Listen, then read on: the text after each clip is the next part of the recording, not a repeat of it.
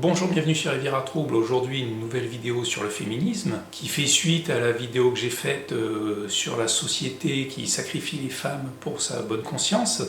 Donc je vous invite à vous rendre sur ma chaîne pour voir cette vidéo. Les combats du féminisme, ils sont nombreux.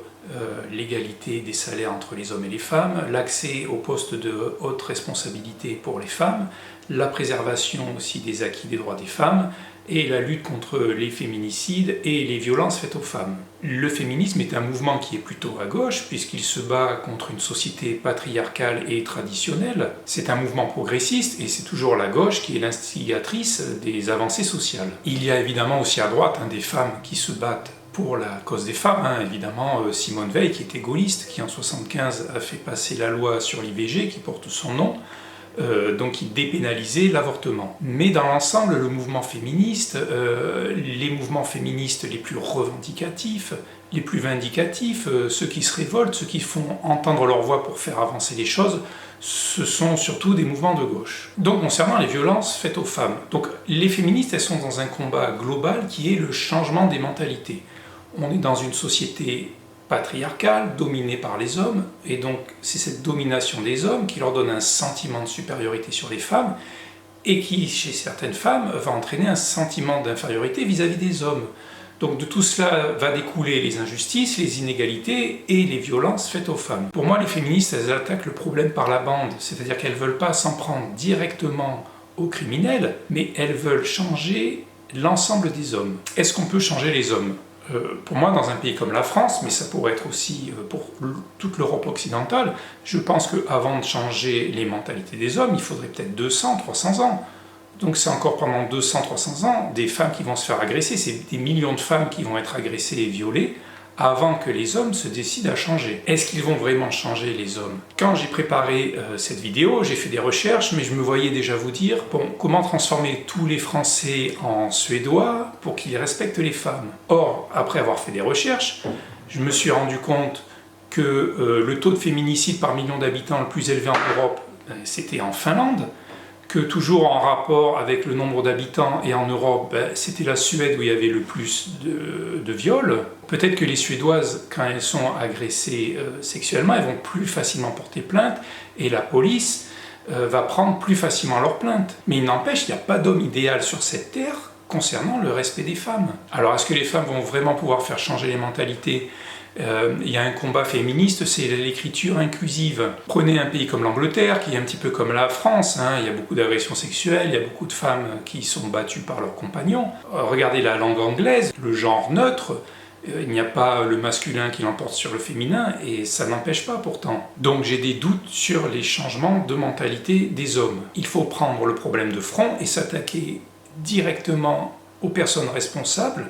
C'est ceux qui font l'acte d'agresser sexuellement des femmes et de les violer. Mais là, bien sûr, nous avons un conflit. Comment l'âme de gauche des féministes, comment est-ce qu'elle peut faire? Puisque la répression, c'est très connoté extrême droite. On a un clivage en Europe de l'Ouest entre l'extrême droite et l'extrême gauche. Et en fait, l'extrême droite va réclamer des peines très lourdes, des conditions d'emprisonnement très difficiles, et puis plus on va se déplacer vers l'extrême gauche, plus on va avoir de l'indulgence pour les criminels et une façon de les traiter plus humaine. Donc c'est normal que les féministes, elles aient du mal avec la répression, parce qu'elles doivent lutter contre quelque chose, c'est la récupération par les partis d'extrême droite. L'extrême droite, elle aimerait bien récupérer cet aspect du féminisme comme étant une cause d'extrême droite. Mais c'est pas possible, parce que l'extrême droite, alors je dis l'extrême droite et la droite extrême, elle est opposée à tous les autres combats du féminisme.